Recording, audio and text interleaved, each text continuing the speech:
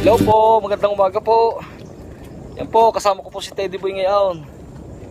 Kami po ay mamumuti ng lansones dito sa farm. May nakita po tayong bunga. Native po ito, native. Native na lansones. Atin pong pipitasin ngayon kung hindi pa po tayo nauunahan ng ibaw. Marami pong pulangga ay. Yan po ay paborito ng mga pulangga, kabag, tsaka po itong mga kulyawan. So atin pong titingnan ngayon kung may natitira pa. At inausap ko nga po si Teddy Boy, siya pong mamumutay. Yan, malapit na po tayo sa farm. Yan po, nandito na po tayo sa farm. Wala tayo mga luya oh. Oh, ay yung iba mo. Ito walang problema. Ay yung mga pasik laman. Ito walang problema ito. Ipahukotsay ko na. Oh, ito mo.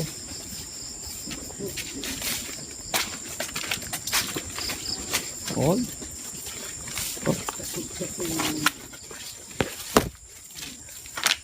Wala na bawas ah.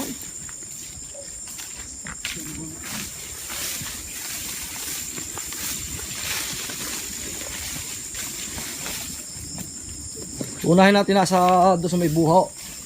Mulawd. Unahin natin sa may buhaw.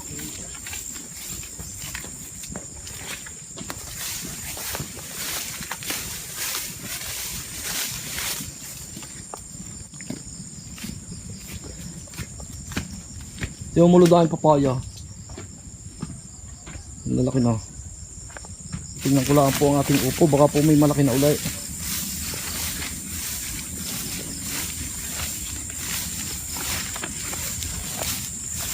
Lumulad, nakuhanan ko na itong 3 piraso ng upo.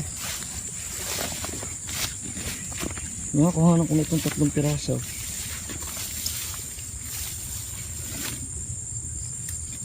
Ng piraso ng upo.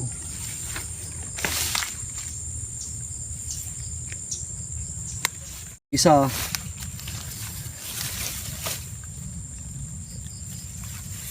Puting-puti ay gawa ng ano, hindi nasikatan ng araw. Mamaya kuhain mo mulod, iyon na. Aray, may isang puno tayo din eh. Tinalagyan ng lasunis. Diyan pa nga. Yung mga karambutan, hindi na naputay. Walang presyo ay. Nagkanghihinog na. Wala rin mga nga ay. Sawa ng mga bata.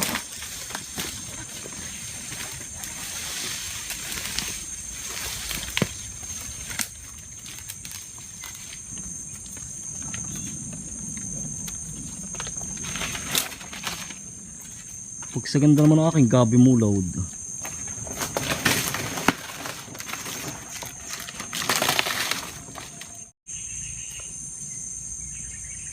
Yan po. Kahit naman po paano ay may inaabot pa din. Mababaguhan ng ibaw. Pag naputil lang sunay. Ay mulod, titingnan mo ang tuyo ha. Mga kapitay tuyo.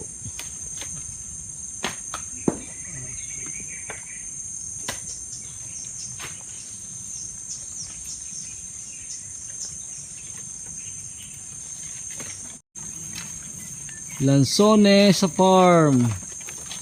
Thanks God, may na-harvest na kami ng lansones. Ang puti ah.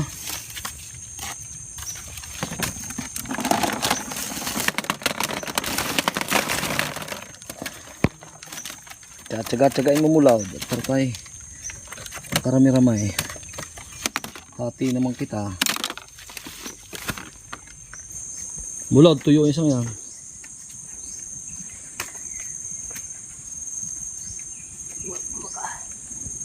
Talaga itong bakit yung natin ito, bundo ko ito ah. Mukas eh. Makapaan lang po. Huwag mo na kuhain batibot para may makain ng ibaw. So yun po mga batibot ay tinitira na namin katulad po ng ganyan. Yung bitungol.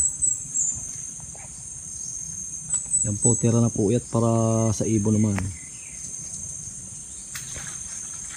Para po hindi maubusan ng pagkain ng ibon. Nakadalawang hugos sa simulod. Si Teddy Boy. Oh. Karami rin. Pag naipon pakakunti Baka may puno ang kaing na itaw.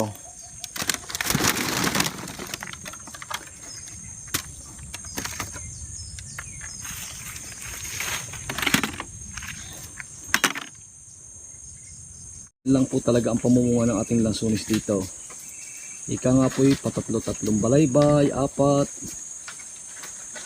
Atin po tsinatsaga at ito po ay pagka naipon ay marami din. Hindi po bumigay ang bunga ng ating lansunis dito. Pero pasalamat po tayo at kahit paano po ay binigyan tayo ng blessing.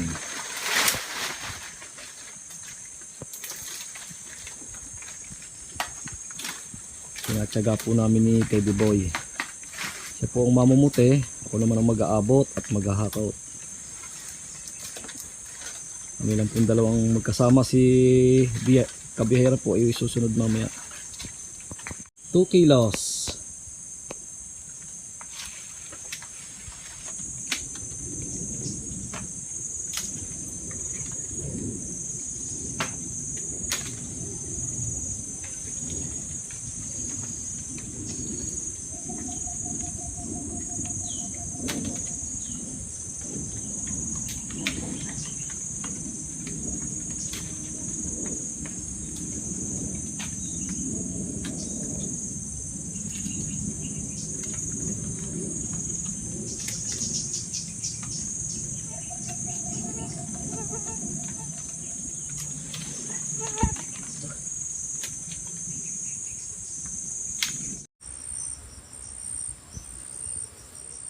Puno ang kaing na itaw. Padalo-dalawang balaybay pa Umumuti.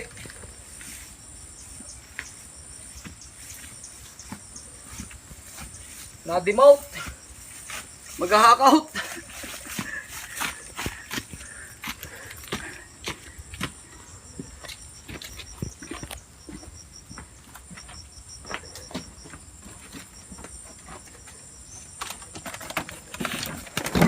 Patibot.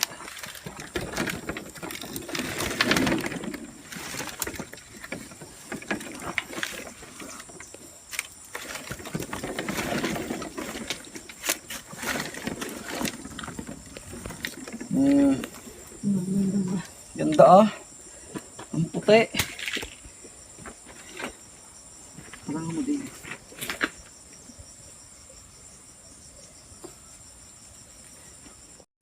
Ate mo, may buko na uli ang upo. Ano na kayo manguha? Ba, oo nga. Sinlakilaang na rin. Ganito lang kalakay ito. Habis pa talaga ang upo.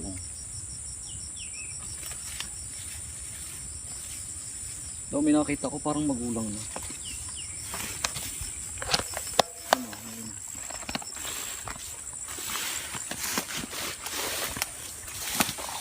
Ay. Magulang dito.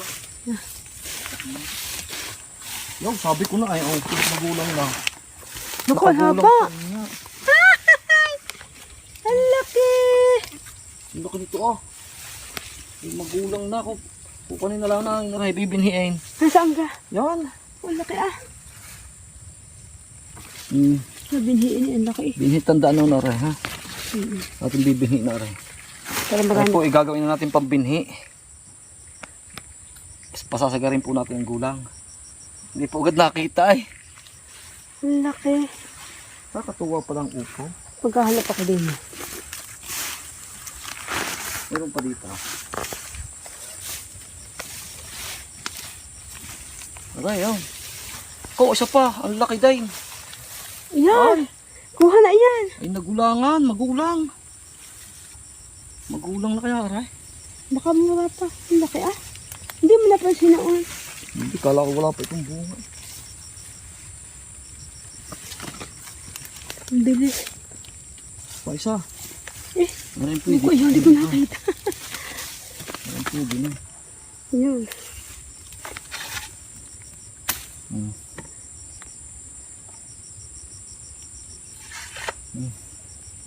Yun. Okay. Nabigay kay Mulod. Magulay. Yun, nakadali na Yun isang po. kasarapan. Nakakita rin ako. Isang kasarapan. Wow, meron din ay.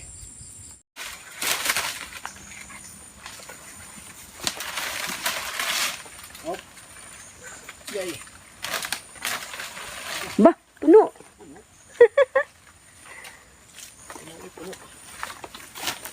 Ba. 10 kilo rin. Ito mo isang puno ko lahat paligi ang bunga. Tatay. Wow.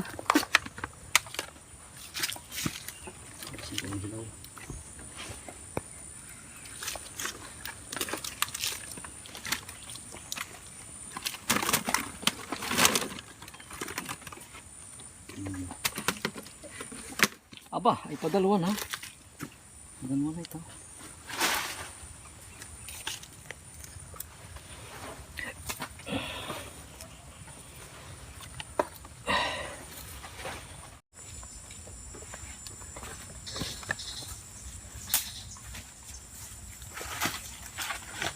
Ya, baba.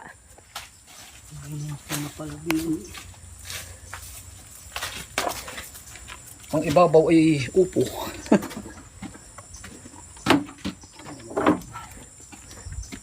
Aba. Ano pala nakapagdala ng kahaw? Isang kahaw na ito. Saan mo nalagay? Sa crate? Oh. Bakit na eh? Sa crate.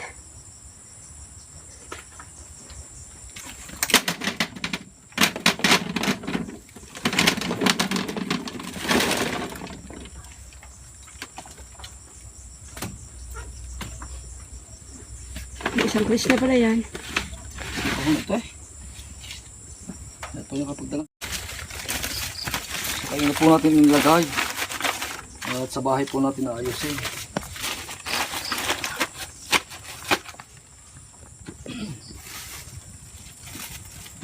Natin papakikit, lalagay sa box. 2 kain po ating na-harvest ng Lanzones dito sa ating farm, sa farm po ni Kabihera.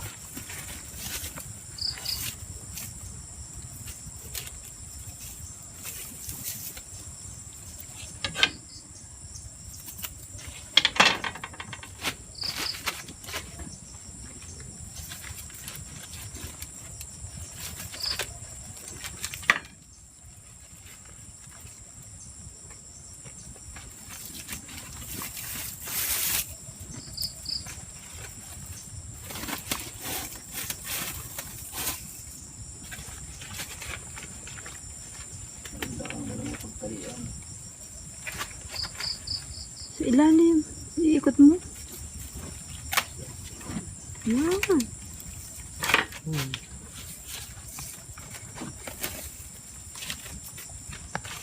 Okay.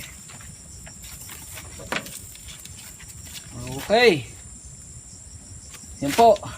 Yan po ang ating na-harvest dito sa farm. 2 kaing po. Ito po ay pag ililipat sa box, ay ito po isang box siguro. Humigit kumulang sa 25 kilos. Ito po ang ating harvest dito sa ngayong season na ito dito sa ating taniman.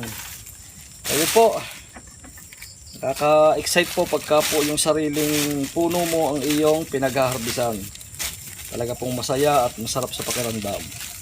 So ayun po, hanggang dito na lang po. Maraming pong salamat sa muling pagsama nyo. At sa mga susunod na video natin, sana po ay tayo po ay sumubaybay. Maraming po salamat. God bless at ingat po tayo lagi. Bye.